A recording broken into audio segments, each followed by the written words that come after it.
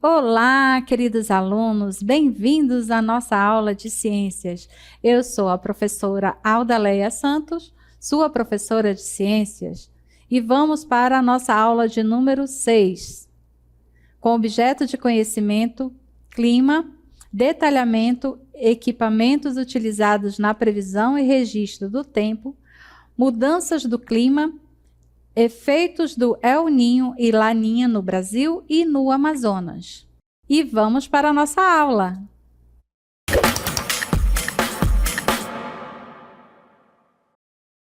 Olá! E aqui no nosso cenário nós temos o quê? Primeiro, duas imagens, né? Conhecidas. Uma de chuva, outra de uma área ali com nuvens, né? E a seguinte pergunta: você sabe a diferença entre tempo e clima? E aí você deve estar se perguntando: mas professora, é importante assim? Importa tanto eu saber a diferença entre o tempo e o clima? Sim, é muito importante, porque a previsão do tempo, ela está ligada ao quê? Ao nosso dia a dia, certo?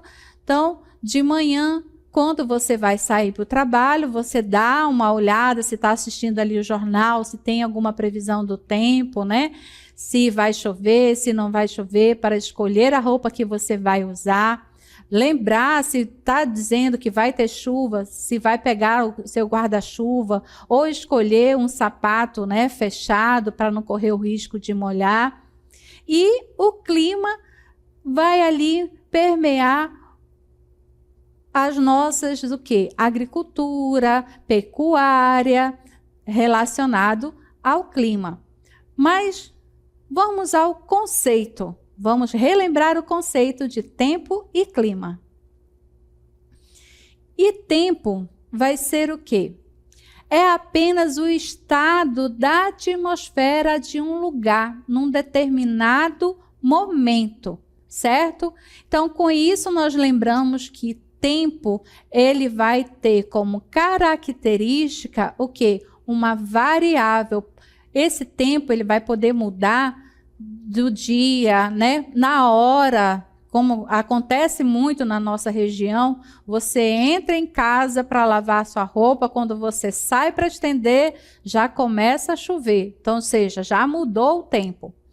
E o clima, não, é uma sucessão habitual dos tipos de tempo num determinado local da superfície terrestre, durante um longo período. Então, observe aí o mapa. Aqui nós temos um mapa, né, do nosso país, onde nós temos os diferentes climas que o nosso país tem.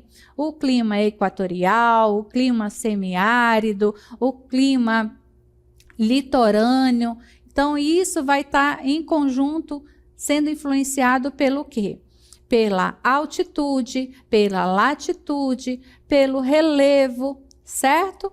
Então, o tempo é como se fosse o humor do lugar e o clima como se fosse a personalidade do lugar.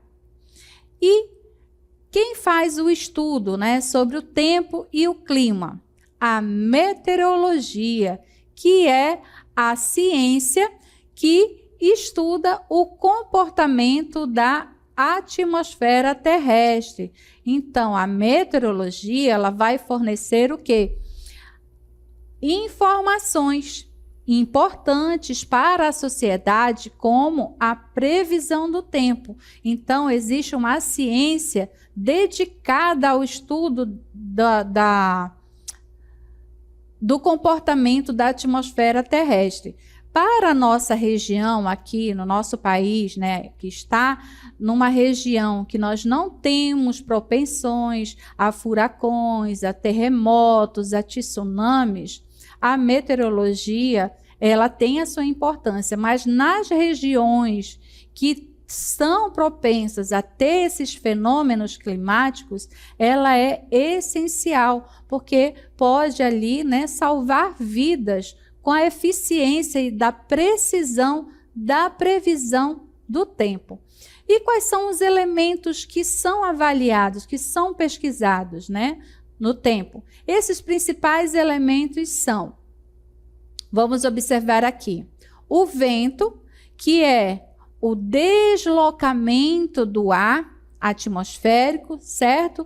Que vai atuar ali na formação, né, das brisas, da formação das correntes de ar. A umidade, que é a quantidade do vapor de água presente nesse ar atmosférico, e aí a umidade vai variando. Quando essa umidade atinge o 100%, o que ocorre? A precipitação, a formação das chuvas, certo? E essa chuva, ela pode se apresentar de duas formas, líquida e sólida. Sólida, de que forma? Através da neve e do granizo. E em conjunto, né, com a variação da umidade, nós temos a temperatura relativa, que vai ali aferir o calor ou frio do ar atmosférico daquele local. Existem equipamentos utilizados para fazer tanto a previsão quanto o registro do tempo. Nós temos aqui a demonstração, o anemômetro. Você consegue deduzir qual variável do tempo ele consegue aferir? O anemômetro ele vai aferir o quê? A força dos ventos, certo? A formação ali das brisas, certo? O deslocamento das massas de ar. O higrômetro vai fazer o registro do quê? Da quantidade, né? Da umidade do ar, certo? E ali identificar o quê? A formação de chuvas, certo? De frentes frias, assim como o pluviômetro. O pluviômetro, ele é muito importante para medir, aferir o quê? A quantidade de chuva, prevendo ali inundações ou períodos de grandes secas, certo? E o termômetro vai aferir o quê? A temperatura. Como nós podemos observar aqui no nosso termômetro, dois graus são utilizados, né? Grau Celsius e o grau Fahrenheit. Contando que aqui no nosso país a temperatura é medida em graus Celsius. E só esses equipamentos, professora? Não, nós temos mais.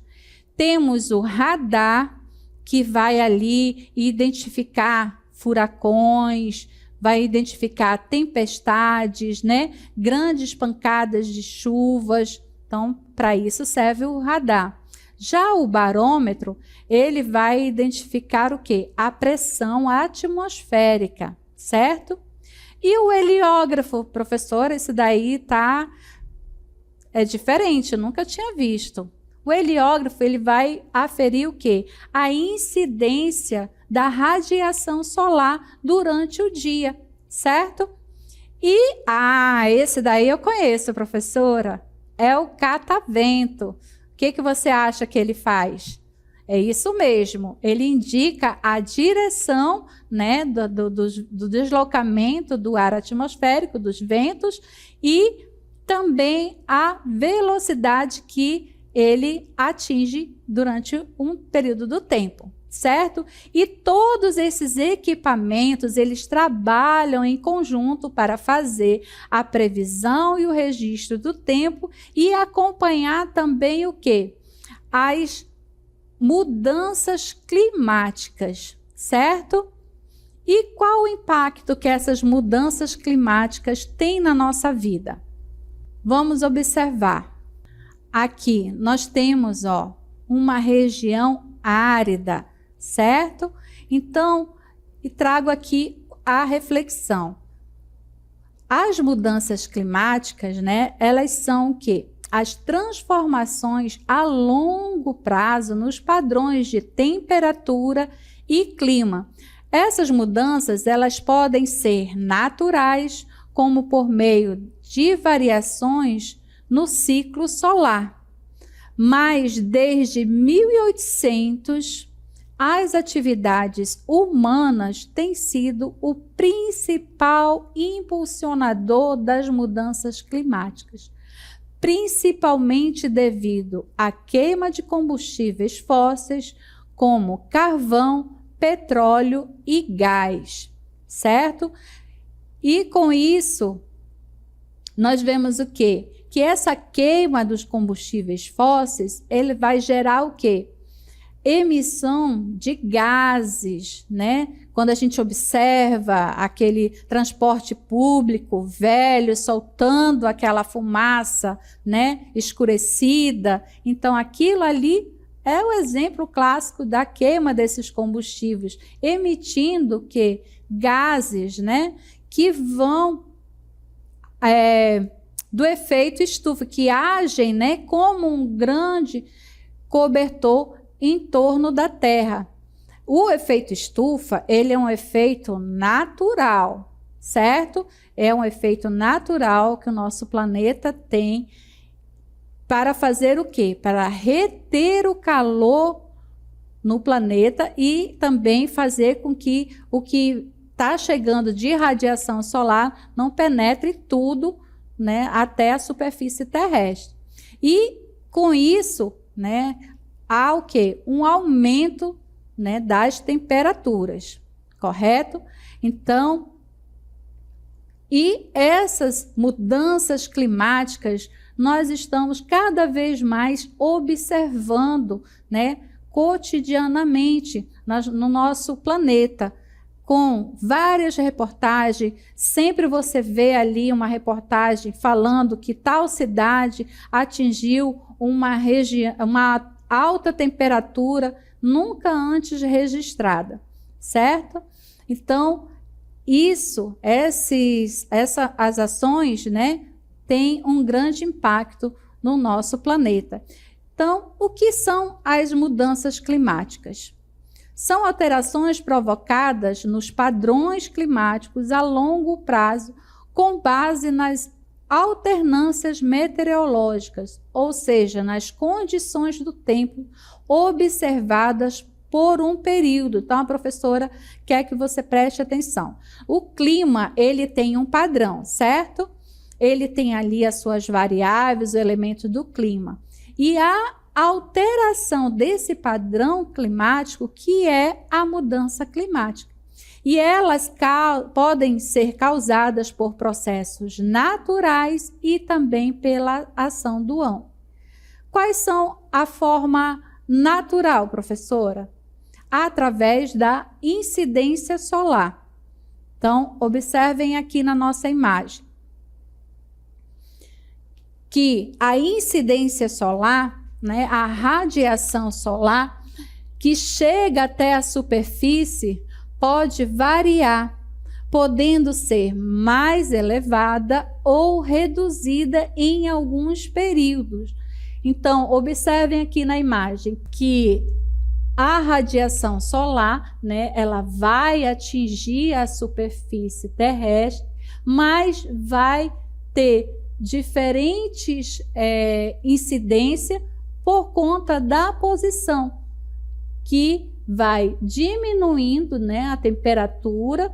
Então, aqui na região do Equador, que seria o meio do nosso planeta, há uma temperatura e conforme vai se deslocando para a região polar, essa temperatura vai diminuindo por conta da diminuição também, da radiação solar, certo?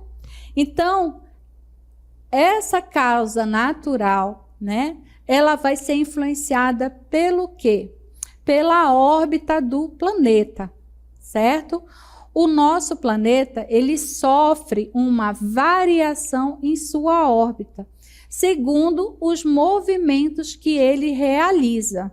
Movimentos, professora? Sim, movimentos. Quais são os dois principais movimentos realizados pelo nosso planeta Terra? O primeiro é o movimento, né, de rotação, que é quando a Terra gira dentro do seu próprio eixo.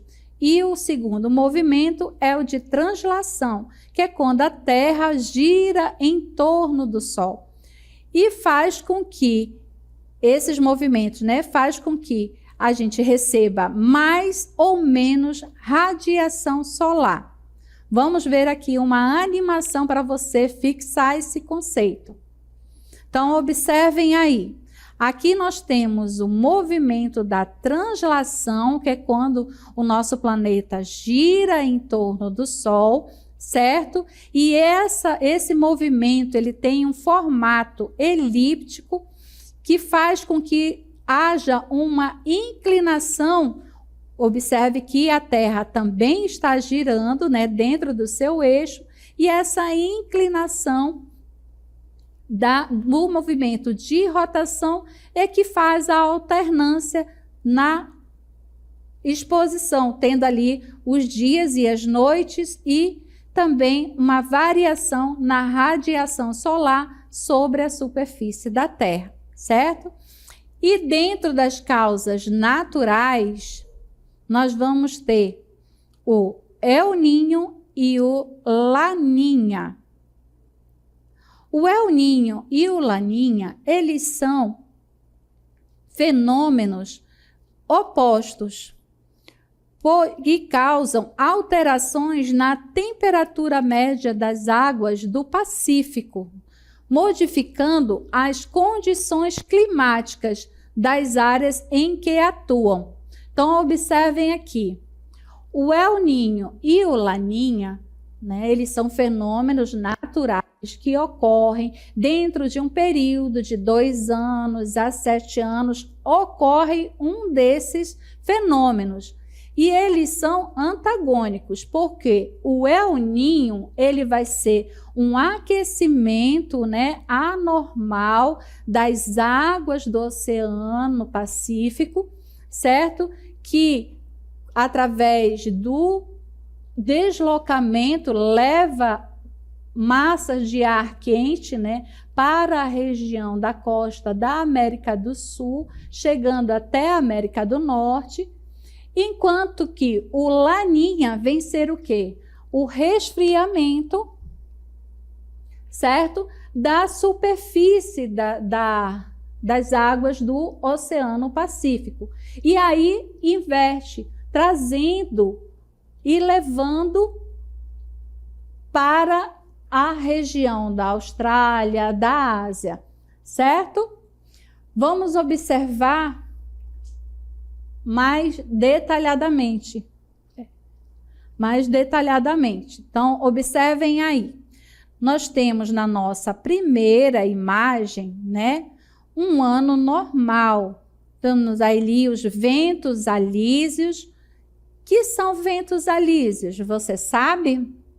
Os ventos alísios são os deslocamentos das massas de ar, certo? Que pega o vapor da água que vai atuar ali dentro do ciclo, né, hidrológico. Então, os ventos alísios. E você sabe também a origem desse nome, por que é alísio? Porque alísio significa comércio. Então, quando os comerciantes, né, quiseram fazer o transporte de suas mercadorias, né, eles descobriram através da navegação aonde estavam essas correntes que faziam esses deslocamentos. Então, ventos alísios é ventos do comércio, né? E apenas uma curiosidade. E esse deslocamento, né, entre a massa de ar que vem da água fria, né, acontece de forma fraca. Já quando há o Laninha, os ventos alísios ficam mais fortes, levando mais massas de ar frio, né, aumentando assim a precipitação. Já quando é o El Niño, se o Laninha esfria, o El Niño vai fazer o quê? Vai aquecer. Vejam aí. Aqui nós temos a demonstração, né? Os ventos alísios levando ali as massas de ar normal. E quando tem o El Niño, nós vamos ter esses ventos alísios enfraquecidos e os ventos do oeste fazendo o movimento ao contrário, trazendo de volta o deslocamento da massa de ar, certo? E quais são as influências do El Niño e Laninha no Brasil? Observem aí, vamos dividir por região, certo? Na nossa região norte, durante o El Niño, há o quê? Uma redução das chuvas no leste e no norte da Amazônia, aumentando a probabilidade de incêndios florestais, certo? Como eu disse, acontece ao mesmo tempo o El Niño e o Laninha? Não. Então, ocorreu o El Niño, tempos depois, de 8 meses a 1 ano, pode ocorrer o outro fenômeno, certo? Nunca concomitante. Durante o Laninha, há o aumento na intensidade da estação chuvosa na Amazônia, ocasionando cheias expressivas de alguns rios da região. Já na região nordeste, durante o período de El Niño, nós vamos ter o quê? Seca de diversas intensidades nas áreas centrais e norte da região, e as porções sul e oeste não são tão afetadas. Já durante o Laninha, as chuvas acima da média na região, justificando o quê? Enchentes no litoral nordestino, certo? Na nossa região centro-oeste, durante o período do El Niño, não há efeitos nas chuvas e temperaturas nessa região. Há tendências de chuvas, acima da média e temperaturas elevadas na região sul do Mato Grosso do Sul. E durante o Laninha, não há efeito das chuvas e temperaturas nessa região. Há tendências de quê? De estiagem, ou seja, períodos de seca, certo? E durante a região sudeste, nós vamos ter o quê? Não tem um padrão definido, característico de mudança das chuvas, mas com um aumento moderado das temperaturas médias. E o Laninha, não há um padrão característico de mudança das chuvas e nem na temperatura. Então, a região sudeste ali não sofre tanta influência dos dois fenômenos, certo? E já a região sul vai ocorrer o quê? Durante o período do El Niño, chuvas abundantes, acima da média histórica, e um aumento da temperatura média, certo? Lembrando que a região sul nossa recebe ali um deslocamento da massa de ar, E no Laninha, a estiagem ocorre em toda a região, principalmente no inverno, certo? E como fica o El Niño e o Laninha na região amazônica, professora? Na nossa região norte, durante esse período, ocorre o quê? Uma redução das chuvas nas porções leste e norte da floresta amazônica, caracterizando algumas estiagens cíclicas para a região da floresta e aumento de problemas com queimadas, certo? Então, ele tem um grande impacto, são fenômenos que têm um grande impacto dentro da nossa região norte. E quando o El Niño está em vigor, há uma redução significativa nas chuvas e um aumento das temperaturas em grande parte da Amazônia. Por outro lado, a Laninha tende a intensificar as chuvas, o que pode aliviar a seca, mas também aumenta o risco de quê? De enchentes extremas, certo? Então, vimos aí como esses dois fenômenos impactam a nossa região da Amazônia. E Passando das causas naturais, agora vamos para as causas antrópicas. Que são causas antrópicas, meus queridos alunos? São aquelas que são causadas, né, pelo homem. Temos aí a queima de combustíveis fósseis, né, que emite à atmosfera gases de efeito estufa, certo? Aumentando o efeito estufa, danificando ali o efeito estufa natural do nosso planeta. O aumento do desmatamento, ou seja, da retirada da cobertura vegetal. Nós sabemos que essa cobertura vegetal ela é de extrema importância para a manutenção da temperatura através da evapotranspiração, tanto das plantas quanto do solo, certo?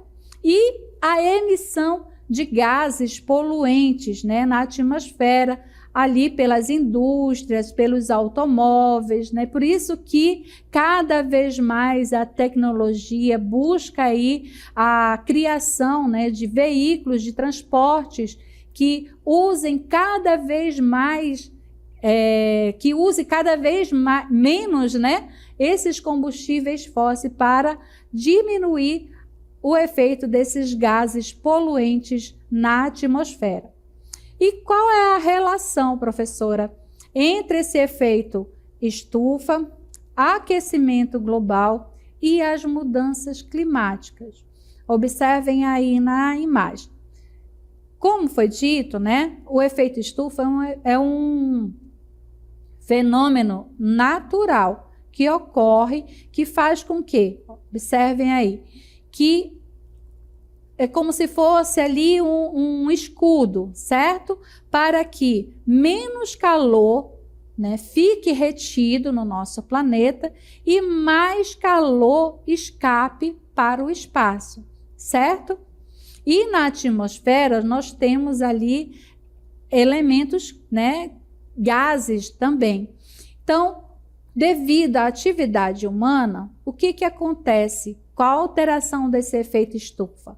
Mais calor fica retido, ou seja, aumentando a nossa temperatura interna, menos calor escapa para o espaço. Então, com isso, vai aumentando também a concentração desses gases, né, de efeito estufa. E alguns desses gases são nocivos para nós e para o nosso planeta, certo?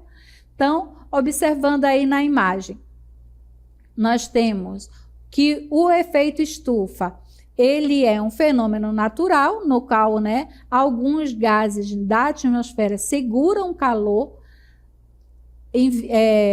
do Sol, né, refletido pela superfície terrestre, aquecendo o nosso planeta, né? Sem isso, o planeta Terra seria muito mais frio. Então, essa retenção de calor, ele é muito importante para a manutenção da vida no nosso planeta, certo? E o aquecimento global, né, ocorre principalmente devido à intensificação do efeito estufa, ações humanas, né, que aumentam a presença de alguns gases na atmosfera, elevando a temperatura média do planeta, certo?